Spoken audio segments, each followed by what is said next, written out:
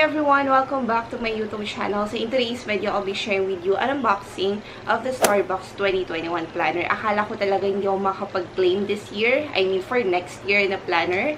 Kasi nga, alam niyo naman, walang work. So, nasa bahay lang din. And I'm not sure kung talaga may masusulat ako for next year. Since naka-work from home pa din yung client namin until June 2021. Bumili ako kanina ng dalawang drinks. So, I decided na i-claim na din yung planner since dalawang sticker na lang yung kulang sa akin.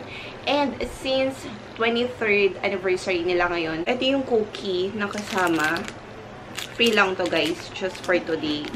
Anyway, so umpisa na natin. Super excited talaga ako. If you know me, talagang planner ko every year is Starbucks. Tumatak na talaga sa akin yung Starbucks planner yearly. Very useful talaga siya sa akin. Sabi ko nga paulit-ulit na lang na ang buhay ko nakasalalay sa planner.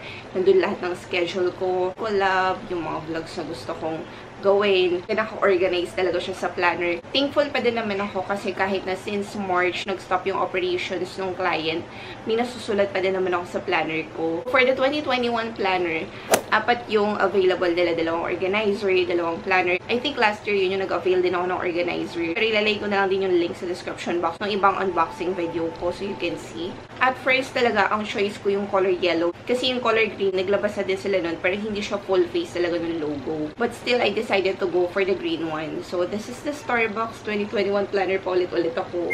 Nakakatuwa. Andito sa ilalim yung code niya, saka yung colors. Just like the previous planner, nakabox din siya. Meron siyang drawing ng mermaid. Pati dito sa likod. And then, so, may nakabalot pa siya na parang onion skin. Sealed siya. May kasama pala siyang bookmark. Cute, diba? Mermaid. Pag inopen mo, meron siyang mga kasamang sticker. Ito yung mga drinks nila. Meron dito mocha frappuccino, hot caramel macchiato, matcha. Ang cute. Also, guys, isa pang napansin ko, mas manipis yung garter nila ngayon compared this year. Parang masyadong fabric yung texture nito. Yung this year kasi na nakuha ko, yung color pink, makapal masyado yung garter niya. Ito, manipis.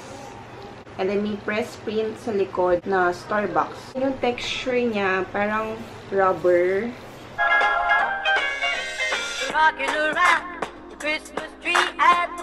Kailangan nyo lang ingatan na makalmot siya or madiinan or matamaan ng any sharp object kasi bumabakat talaga siya. Medyo foamy siya kagaya ng ibang board ng planner nila. Pero yun yung napansin ko kasi ayan nung nadiinan lang siya ng onti ng kuko ko. And medyo bumakat siya. Tapos ginano ko na lang mabuti para hindi siya ganun ka-obvious. May tendency kasi na matuklap. Sarap niyang hawakan mo. Nakaka-relax. So, etong first page niya. First and yung dito. Sa pangalawa, blank page. Browse ko na lang siya, guys, ha?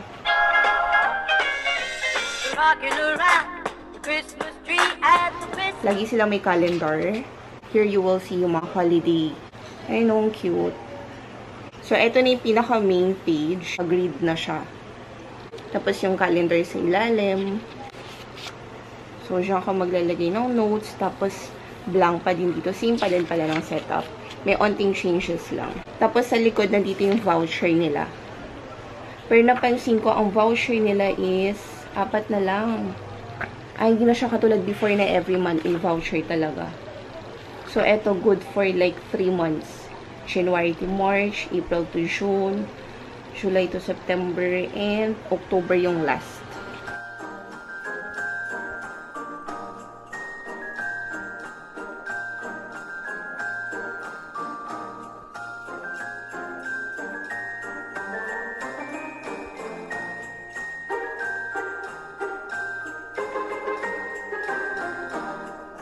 If you're collecting stickers, let me know in the comment section kung ano yung gusto nyong i-claim.